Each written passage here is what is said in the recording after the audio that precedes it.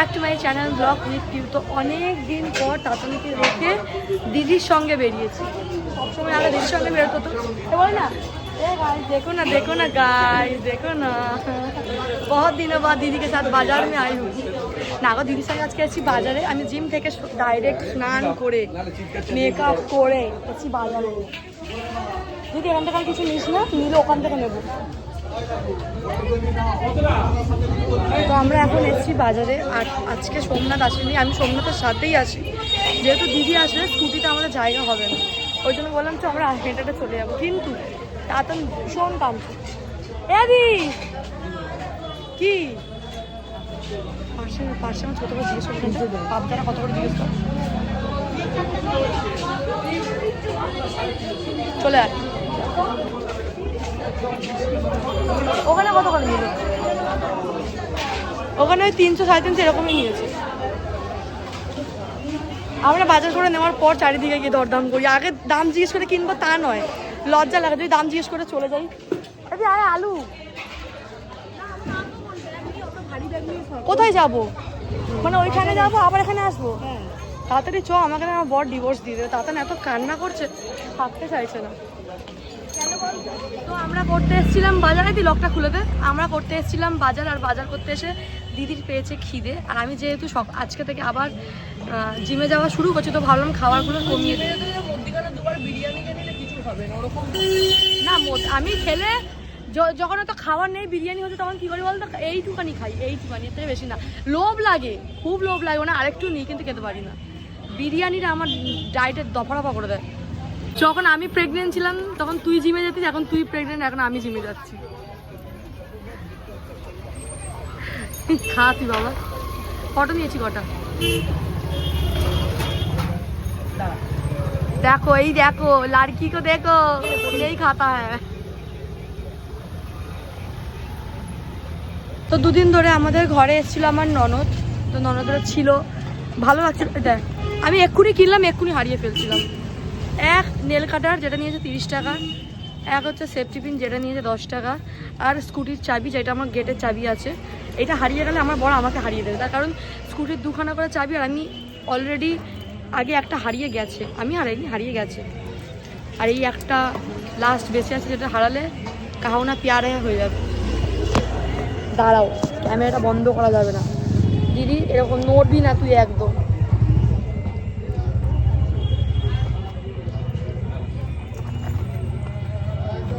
ও গায়া যেটা বললো, অসভ্য মেয়ে তো। চ তাড়াতাড়ি চ তো, আমার কি সময়? আর খাবি কচুরি?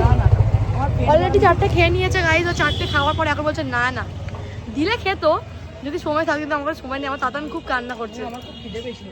আহারে তেল, তারপরে ছাট কাটা, এইসব না লোক বলতে হয়তো লজ্জা পায়, কিন্তু খেতে অনেকেই খুব ভালোবাসে। আমি বলছি না কি 100-এর মধ্যে, তাড়াতাড়ি আয়। এটা বলছি না কি 100-এর মধ্যে 100 সবাই ভালোবাসে, কিন্তু মানে 80% তো ভালোবাসেই, কিন্তু বলতে লজ্জা পায়। যেরকম সেদিনকে আমার ঘরে হচ্ছিলো, তখন আমি তো বলে বলিস না সবাই কি ভাববে, বাজে ভাববে, কিন্তু খায় অনেকজন ওই মাছের তেল। দিদি ছুটে গেছে, নিয়ে চলে আয়।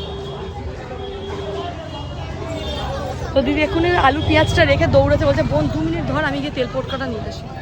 আর বাজার তো হয়ে গেছে, কিন্তু খুব না টেনশন হচ্ছে, বুক ব্যথা করছে আমার টেনশনে, কি আমার ছেলেকে রেখে দিয়েছে, ও কাঁদছে কি কাঁদছে না, ওই জন্য। তো ঘরে যাই, আর কী রান্না হবে আজকে আমি ঘরে গিয়ে দেখাচ্ছি। আমার সঙ্গে বাজার করে তোমার কেমন লাগলো দিদি? ভালো লাগলো। সবটা একবার যা বুঝতে পারে না দিদি, আমার তোরও টাকা বাঁচবে, আমারও টাকা বাঁচবে। আমার কিসের টাকার বাঁচবে? তুই কি আমাকে বাজার করে দিবি? তোর বর যে বেশি বেশি টাকার বাজার করে সেটা। হ্যাঁ আমার বর বেশি বেশি বাজার করে, কিন্তু যা বাজার করে 1 সপ্তাহ হয়ে যায়। আর তো 4-5 রকমের মাছ, তো আমিও যা বাজার করলাম আমারও 1 সপ্তাহই হবে। ওই 2 রকমের মাছ তো আমাদের হবে না। না আমরা রোজ তো মাছ খাই না, আমরা তো আমাদের রোজ মাছ, 2 দিন মাছ খাই, 2 দিন মাছ খাই, 1 দিন ডিম খাই, আর 1 দিন মাংস খাই, ঠিক আছে? আর বাদ বাকি আর 1 দিন খিচুড়ি, না 1 দিন খিচুড়ি, ওটা হবে এই শনিবার করে আমাদের ঘরে খিচুড়ি হবে। আর বাকি যে 3টে দিন আছে, সেই 3টে দিন মানে নিরামিষ বলবো না, আমিষও হয়ে যায়, মানে নিরামিষই বলবো না, সবজি টবজি, কখনো হয়তো ডিম ইচ্ছে করলে তাহলে ডিম হয়ে গেল, মাছ না, মাছ 2 দিন। তো যাই হোক এই জন্য আমাকে নিয়ে আসবে বাজারে, আমি ওর টাকা ফেরত নিয়েও যাচ্ছি ওই জন্য। মানে এই দোকানটা গ্যাস হয়, এই দোকানটা খুব ভালো গ্যাস হয় এইটা। অনেক কাছে বলবি কি মানে যত টাকা নিয়ে এসছি তো এই সপ্তাহে পুরো মানে আমার 1500 টাকা লাগতো, ঠিক আছে তো একটা সপ্তাহে আমি 1000 টাকা নিয়েছি, এই সপ্তাহ পুরো আমার হয়ে যাবে। আর একটু বুঝে শুনে চালালে সব কিছুতেই হয়ে যায়। আরে আমাকে না লোক দেখলে ওই টাকা ওটা না বলে ব্যাগের মধ্যে ঢুকিয়ে দেবে, আর ওই নেবো না তোকে নিতে বললে আমাকে কেউ এরকম জোর করেন না, ও জানে একে বলে মরে গেলে হয়ে নেবে না আর কিচ্ছু না। তারপর আমি করে নিই। তো যাই হোক বাজারে আমাদের করা হয়ে গেছে, এখন যাচ্ছি। আর আমি হেঁটে হেঁটেই যাবো ভেবেছিলাম, কিন্তু ভারী ব্যাগ অনেকটা, আমি তাও ওকে হাঁটিয়ে নিয়েছি, ব্যাগটা অনেকটা ভারী, তার মধ্যে ডাব নিয়ে নিয়েছি, ব্যাগ আরো ভারী হয়ে গেছে। আমি যখন ভারী ব্যাগটা তুললাম না, আমার নিচের তলপেটটা না একটু ভারী ভারী মনে হলো। এই সবার শরীর এক নয়, যেরকম আমি মামামের বেলায় জল তুলতাম সব করতাম পুরো ডেলিভারি হওয়ার পর্যন্ত, তো সবার শরীর ঠিক না বাবা, আমি কাউকে রিস্ক নিতে বলবো না, তার থেকে ভালো আমি ব্যাগটা ধরেছি। এমন নাকি কষ্ট হয়েছে, মানে কষ্ট হয়নি, পেটটা ভারী ভারী, মানে এই গলিটা দিয়ে যাবে। হ্যাঁ না ও না যাওয়া যাবে না মনে হয়। কেন কেন? হ্যাঁ যাওয়া যাবে না, যাওয়া যাবে না কেন? ওখানটা ঠিক আছে, ওখানটা গিয়ে তুমি আমাকে আরো দামি দেবে। হ্যাঁ ঘুরে একই হলো। সোমনাথকে ডাকলে সোমনাথ ধরে মারবে আমাকে, কারণ আমি অনেকক্ষণ এসেছি দাদানকে দেখে, দাদা বলেছি ও আমি টেনেছি, আমিও প্রেগনেন্ট নাকি। একটু বাম্পারটা দেখে আমার গলায় না শুকিয়ে আছে, আমার ডাব খেতে ইচ্ছে করছে, আগের রস খেতে ইচ্ছে করছে। যাই আমাদের কাজ বাজ বন্ধ মনে হচ্ছে না? কেন? কারণ তুই আজকে ঘর সংসারে কাজ করছিস, ঘর জিনিস এনেছি, এগুলো সব ঢেলে রাখতে না, সব বারন্ত ছিল, বিস্কিট বলো ডাল বলো সব কিছু, ওইগুলো কিনে এনেছি, ওগুলো তো ঢেলে ঢেলে রাখতে হবে।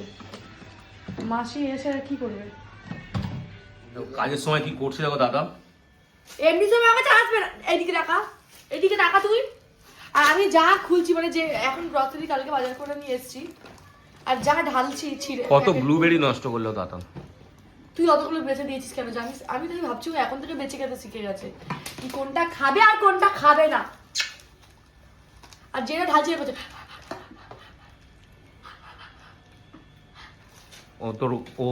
ওর মাকে হেল্প করতে এসছে। আমাকে হেল্প করার দরকার নেই রে, একে নিয়ে গেলে সবথেকে বড় হেল্প এখানেই হয়। ঘরটাকে কি অবস্থা করে রেখেছে, আরো দেখাতে পারছি না আমি, আরো অবস্থা খারাপ। আর এই কাজটা কে?